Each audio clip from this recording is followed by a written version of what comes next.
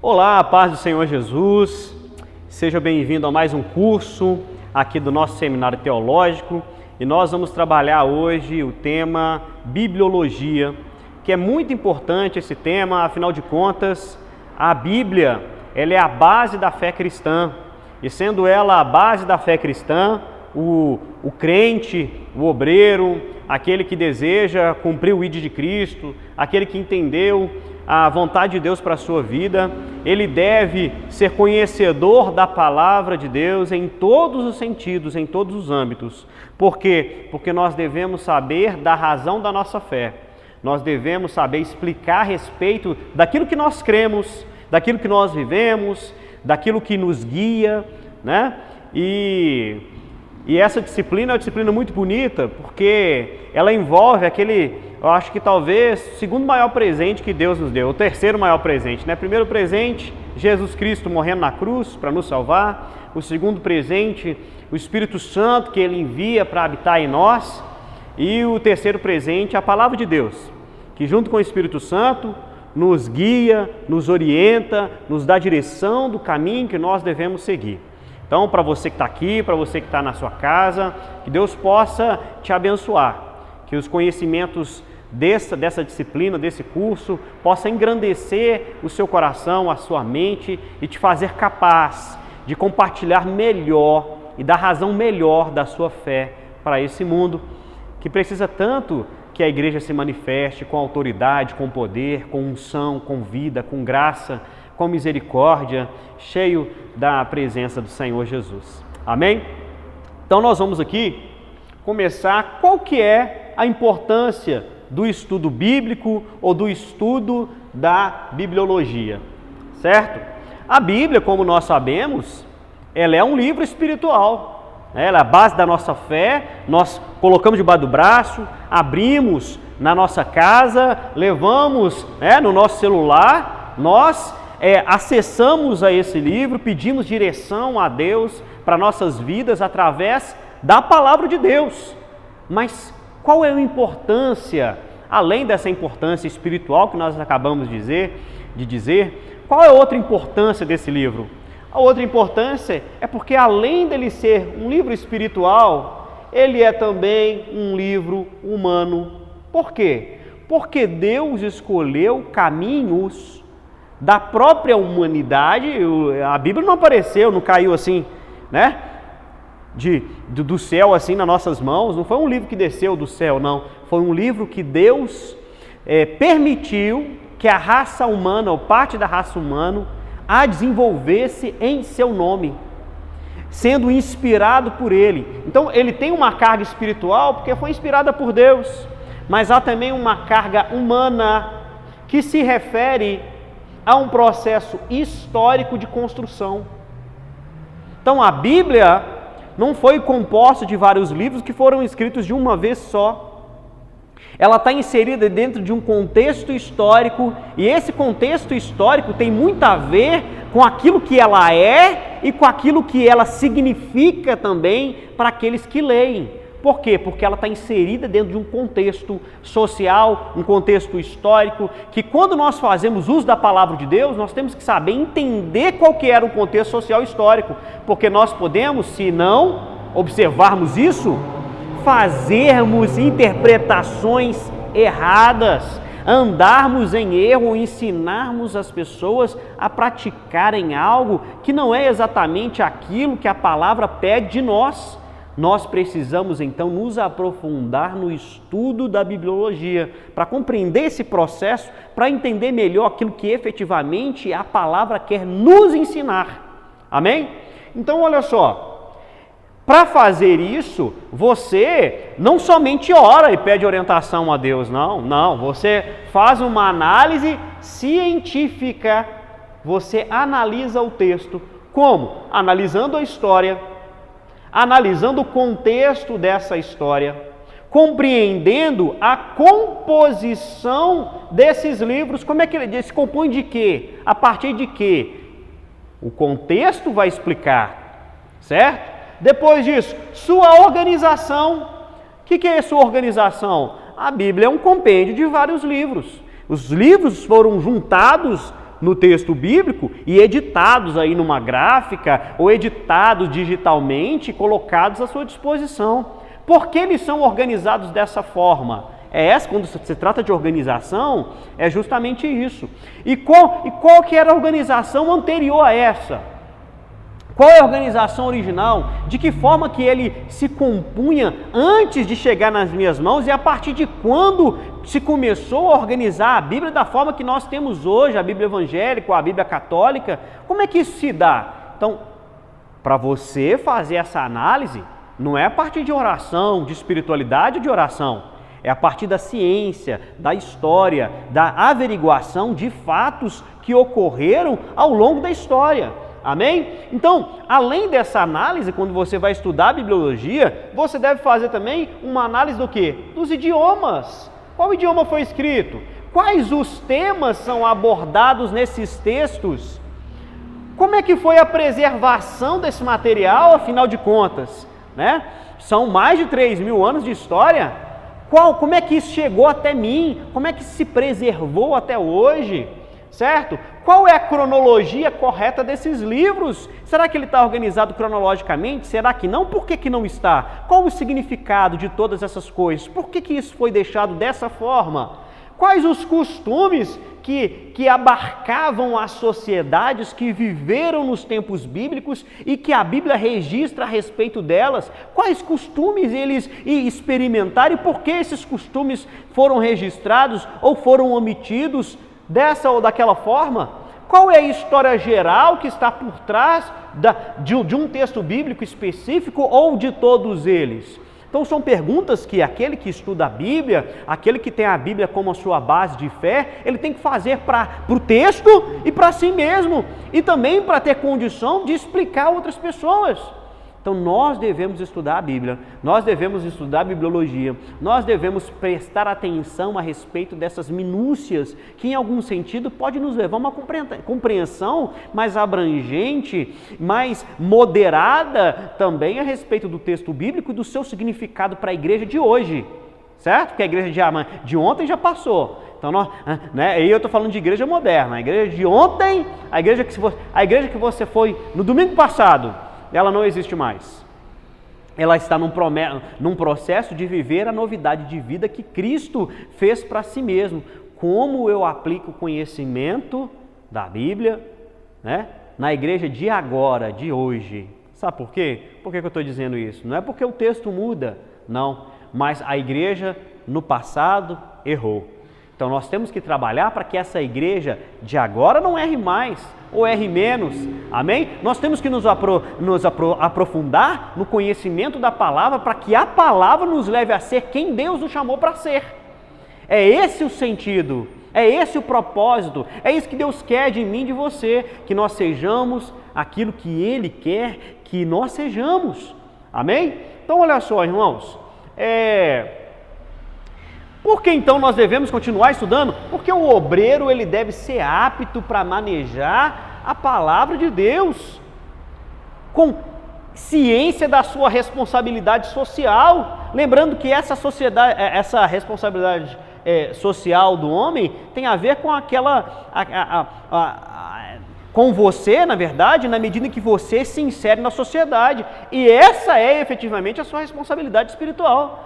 A sua responsabilidade espiritual é render glórias a Deus, ser participante da fé e ser participante das promessas de Deus, ser cumpridor do ID de Cristo, mas também compreender que a sua inserção social, onde você está inserido socialmente, você enquanto cristão, você tem uma responsabilidade social também. E a Bíblia nos revela isso, porque o desenrolar do texto bíblico se dá num contexto social e espiritual. E é nesse contexto social e espiritual que nós vivemos e que nós agimos em nome de Deus.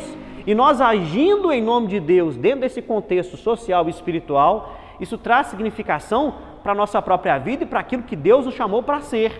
Então, por isso tudo, você tem que estudar a Bíblia, você tem que estudar a bibliologia, amém? Essa é a importância dessa disciplina, dessas aulas que se seguirão e dos estudos que você ainda fará a respeito desse tema, relacionado aí talvez a outros temas ou a outras disciplinas, amém?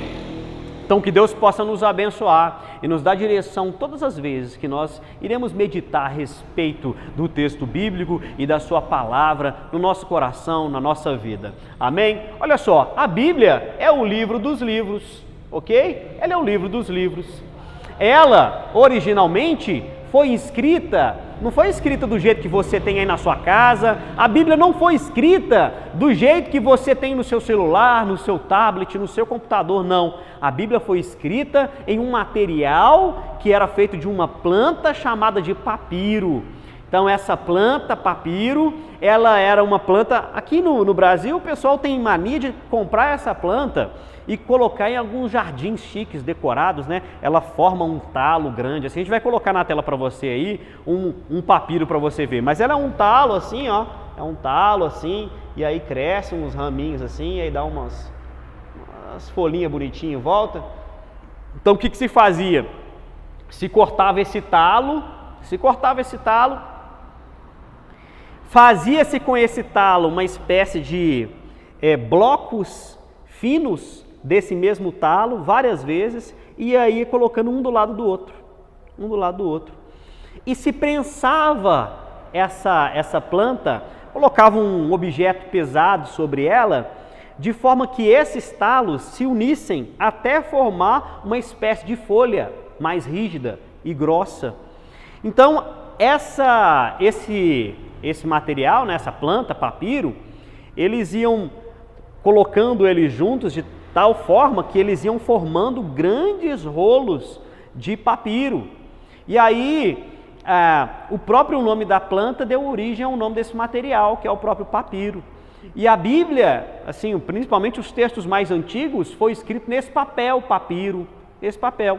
Já há registros disso? Sim, Êxodo 2:3, Jó 8:11, alguns registros a respeito desse tema.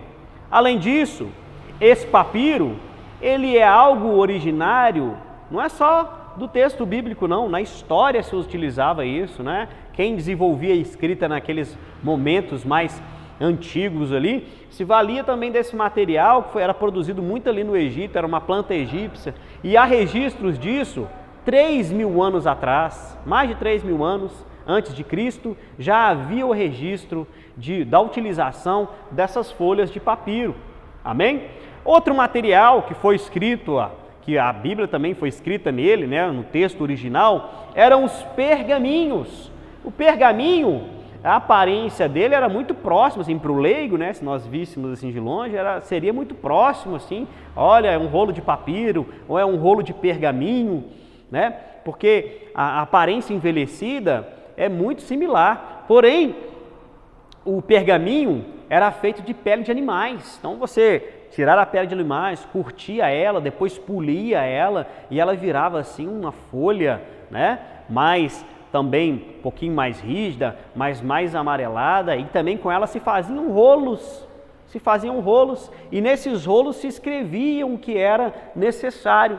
Agora, o papiro tinha uma vantagem, porque o papiro, ele era graficamente melhor para se escrever. Então, o que era escrito ficava de alguma forma mais nítido. No material de vocês, tem referências aí de onde isso está registrado. A Bíblia cita isso, tá bom? Os livros naquela época, irmãos, eles eram, na verdade, a Bíblia não era toda unida com todos os livros unidos. Eram vários rolos separados de papiros e de pergaminhos. Os vários rolos, você queria ter acesso à Bíblia, você teria que andar com aquele monte de rolos assim, que estaria ali naqueles rolos contido o conteúdo da Bíblia.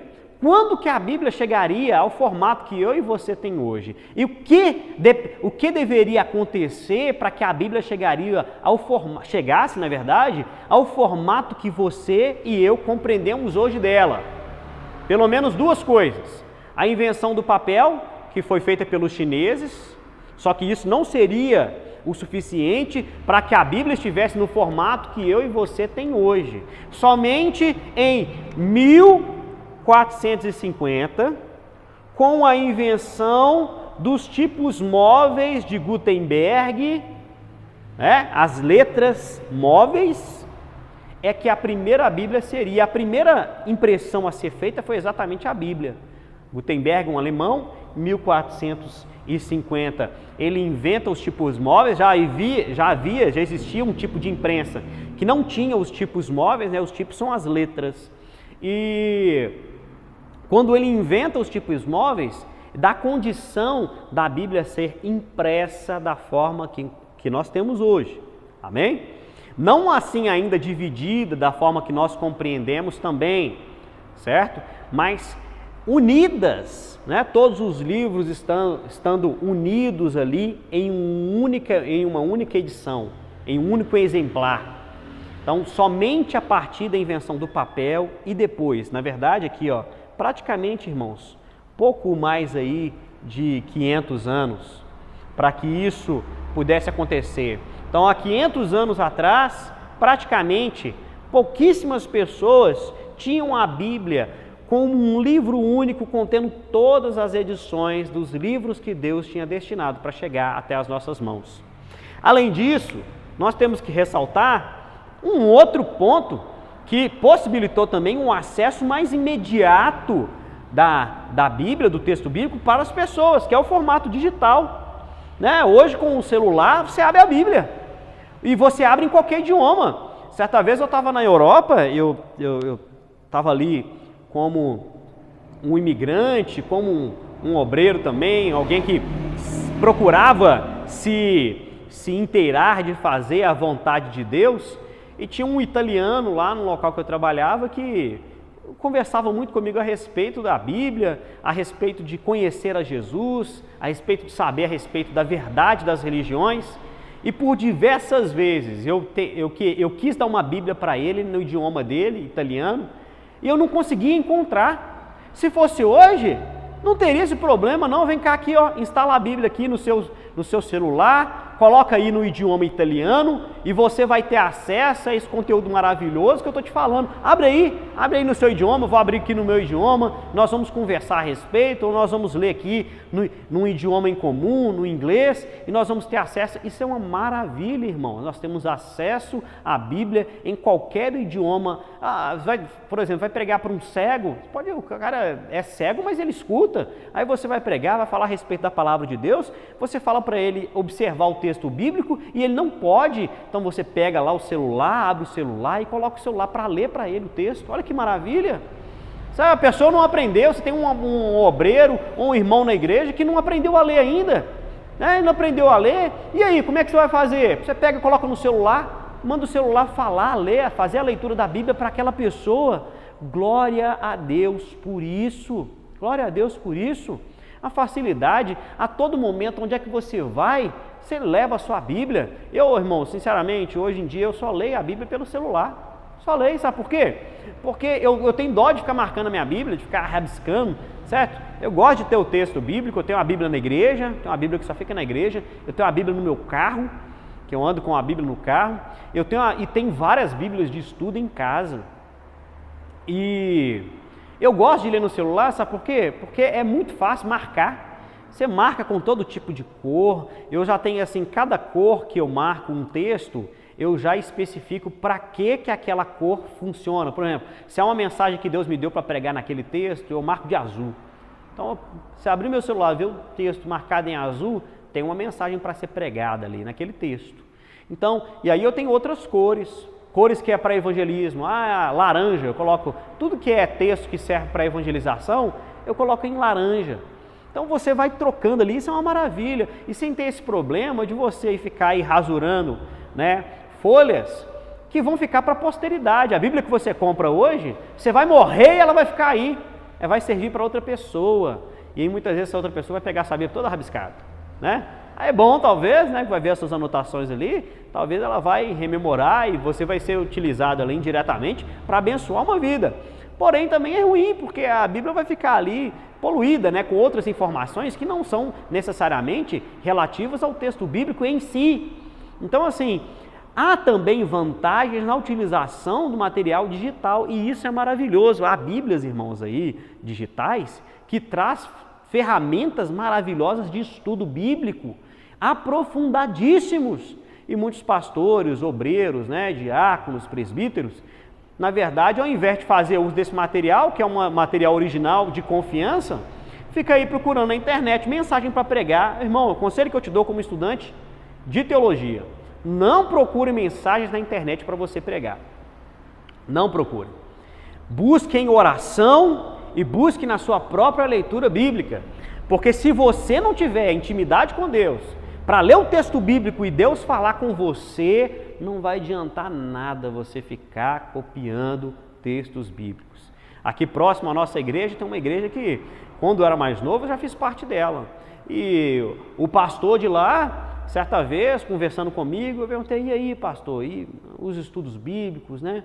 Eu gosto de oportunidade para pregar, quando que o senhor me daria oportunidade? Eu falei assim: Hernani, primeira coisa que você tem que saber, não ficar gastando muito tempo com preparação. Aqui, entra no site tal. Tá vendo ali, Aí, irmão, abri o site assim, cheio de informações no site. Tá vendo aí esse monte de estudo bíblico? Tá tudo aí, tá tudo aí, tá tudo aí. Não precisa fazer nada não, é só copiar aí, levar para a igreja e pregar. Misericórdia, irmão, que trabalho é esse para ser pastor desse jeito? O serviço pastoral, ele imbui aquele que assume essa responsabilidade de um compromisso, de um relacionamento com Deus tal que a necessidade imediata da igreja tem que estar por meio do Espírito Santo plantada no seu coração e não numa página de internet. Tem que estar no seu coração, tem que ser revelado por Deus, tem que ser dirigido pelo Espírito Santo. Então não procure mensagem pela internet, não. Procure na oração, procure na sua própria leitura, no seu próprio estudo bíblico. Procure sim em livros de referências, de editoras credenciadas, que nós já sabemos que tem compromisso com o Evangelho. Amém? Então, por isso tudo aqui, nós temos que estudar a Bíblia. E essa aqui é uma explicação mínima de por que a Bíblia é o livro dos livros. Olha por que também a Bíblia é o livro dos livros. Olha só, como é que veio esse nome, esse termo Bíblia? Como é que surgiu o termo Bíblia? O termo Bíblia surgiu a partir da folha de papiro. Quando você faz a folha de papiro, certo? Quando você chama essa folha de quê? Naquela época era chamada de, isso aqui é um termo grego, biblos, certo? Quando você via ali um rolo de biblos, que é a folha do papiro, você chamaria aquele rolo de biblion, certo? Se você tivesse vários rolos de papiro, você chamaria ali, então, esse mesmo termo aqui, biblion, no plural, seria aqui a nossa Bíblia. A Bíblia, na verdade, é um conjunto de rolos de papiro ou de pergaminhos antigos. Amém? Essa é a origem do termo Bíblia, um conjunto de rolos de folha de papiro. Biblion, Bíblia. Esse termo aqui, Bíblia, ele é um termo o quê? Plural. Porque se refere a um conjunto de rolos de Bíblia, certo?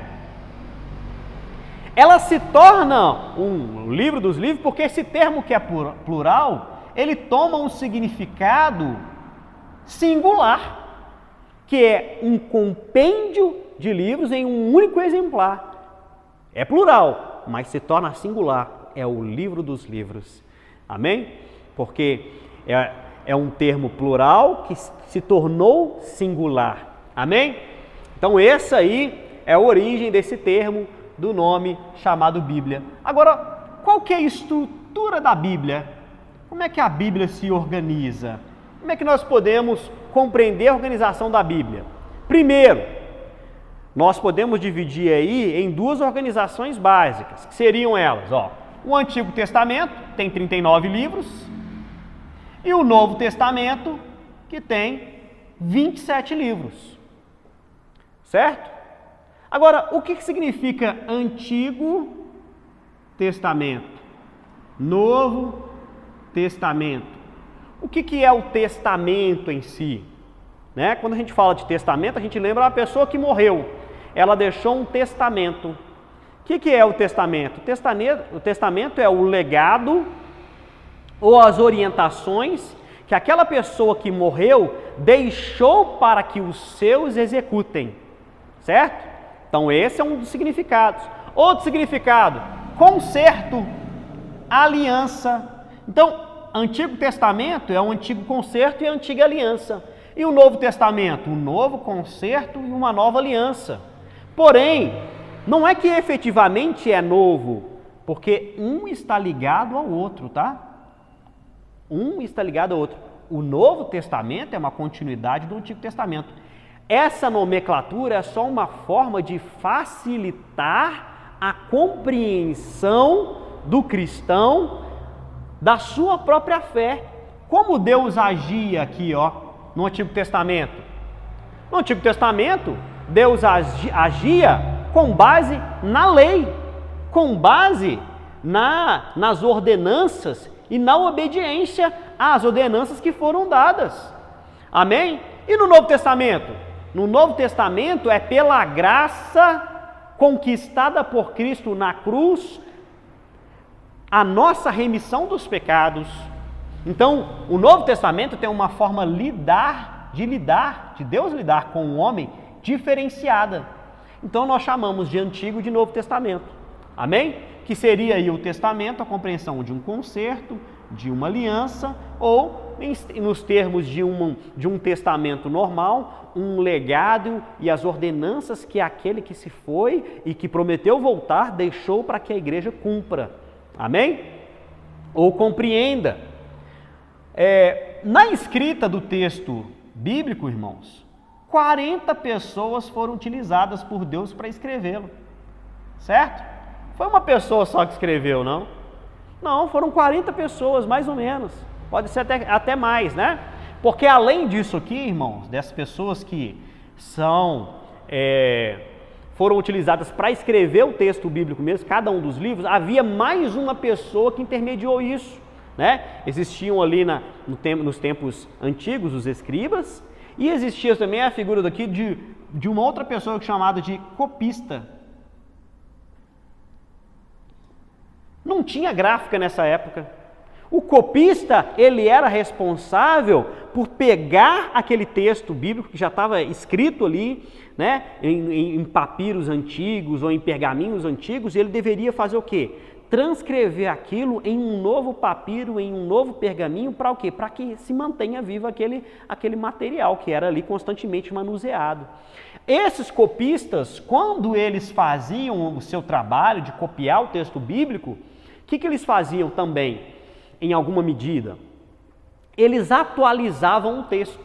Então tem algumas coisas aí, alguns termos, na verdade, da história que estão descritas no texto bíblico, que copistas alteraram, nomes de cidades, informações que há uma cidade que não existe mais ou que mudou de nome. Eles, ao invés de colocar o nome antigo, eles colocavam o nome novo. Por quê? Para atualizar e ficar de mais fácil entendimento para as pessoas da sua época. Então, além de Deus ter utilizado essas 40 pessoas para escrever cada um desses livros, havia também a figura do copista, que fez com que esses livros permanecessem ou tivessem várias cópias, que chegassem até todas as igrejas, todas as sinagogas, todas as congregações e também até nós.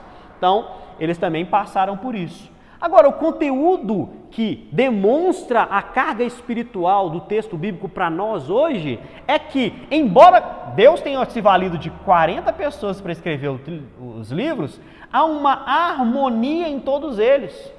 Em que essa harmonia, no sentido espiritual, é justamente aquilo que se refere à pessoa de Jesus Cristo. Desde o lá de Gênesis, há um apontamento para Jesus, um apontamento para a salvação, para a remissão dos pecados, para a relação do homem com Deus ser restaurada. Então, o texto bíblico ele tem essa graça de Deus, que é o controle soberano do Senhor Jesus, do nosso próprio Deus, em cima da harmonia desse texto, para que ele chegasse até as nossas mãos. Amém? Além disso, nós estamos falando aqui, essa numeração que nós passamos, da Bíblia evangélica, tá? Isso é Bíblia evangélica. Há também a Bíblia católica. A Bíblia católica vai ter 73 livros.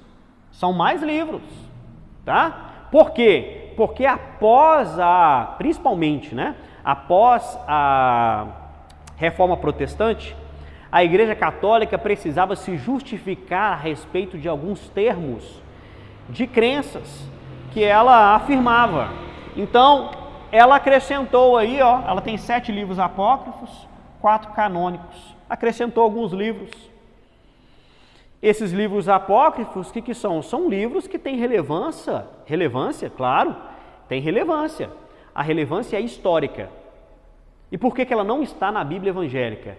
Porque, né, na organização do cânon bíblico evangélico, nós não compreendemos esses livros, até a Igreja Católica também não compreende, tá? A Igreja Católica, ela aponta esses livros como apócrifos também, canônicos também, certo? Ela não reconhece, tanto a Igreja Católica quanto a Igreja Evangélica, ela não reconhece esses livros como livros inspirados por Deus, inspirados pelo Espírito Santo, não.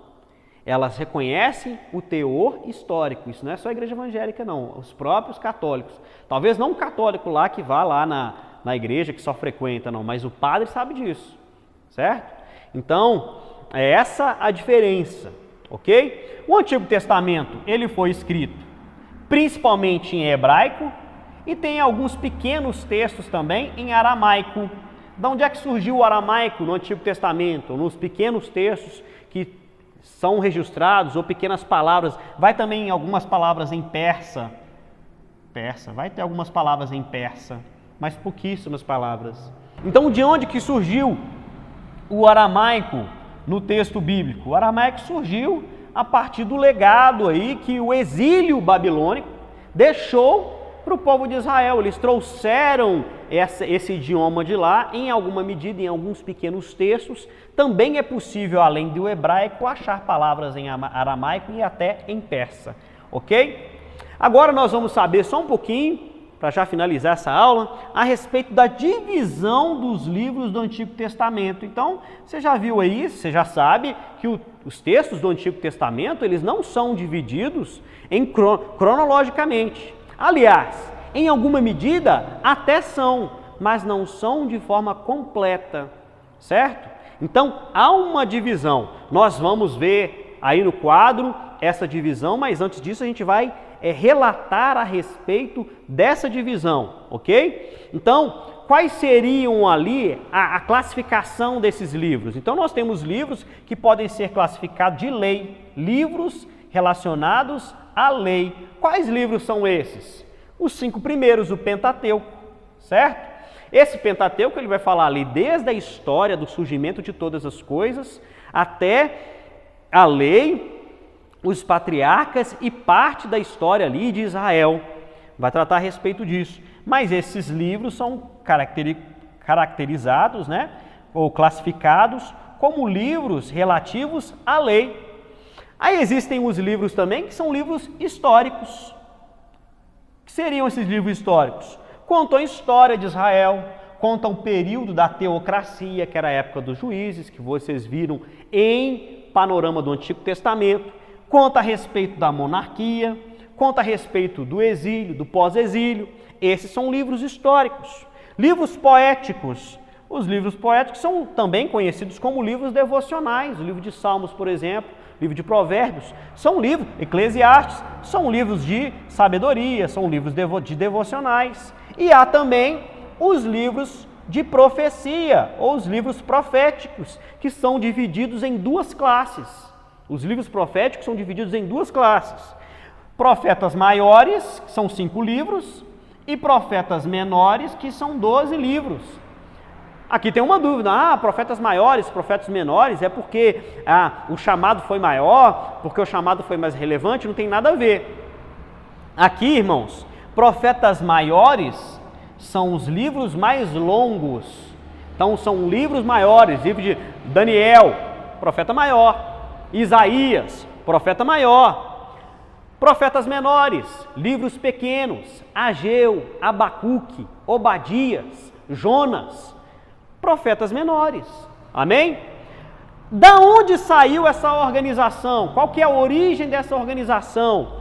A origem dessa organização está registrada aqui na Septuaginta, que foi uma edição da Bíblia feita ali 2, 3 séculos antes da vinda de Cristo, que foi feita para os judeus, né, em idioma grego, que estavam residindo no Egito. E aí fizeram esse compêndio ali do Antigo Testamento dessa forma e levaram para eles. Essa organização é datada de lá. Na Bíblia judaica, a organização não é a mesma. A nomenclatura não é a mesma. O livro, por exemplo, de Esdras, Neemias, é um livro só. O livro de Crônicas, tem 1ª Crônica e 2ª Crônicas, é um livro de crônicas só. Aliás, 1ª Crônica e 2ª Crônica, o livro de Reis, fica tudo junto. Então, isso foi feito para nós, para facilitar a leitura, para fazer os livros ficarem um pouco menores. Amém? E é uma forma de referenciar que é a mais básica.